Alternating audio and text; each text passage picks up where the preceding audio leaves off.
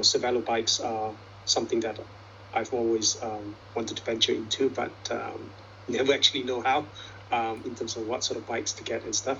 And at the time I was planning to buy a TT bike, and it was just so happened that the P5X was, Paul mentioned that there's a P5X that's going to be launched in the following year, and I thought, oh, great idea. So why don't I take a plunge and invest in one of those, limited edition bikes. And so when it arrived, I think I waited 6 to 7 months for it, but actually when it eventually arrived, it was a gorgeous bike, and I bought it and rode with it, set a few new PBs with it.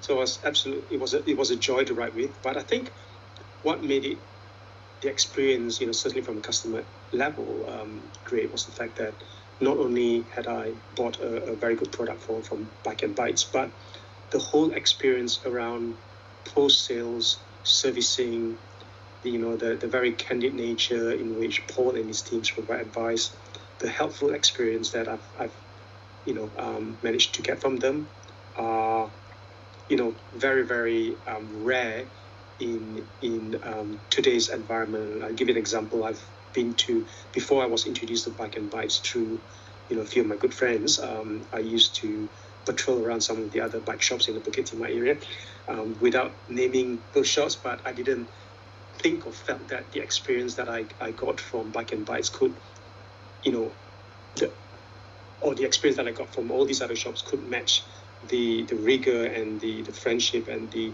professional environment in which Bike and Bytes operate. So as a whole, the whole customer experience has been really awesome.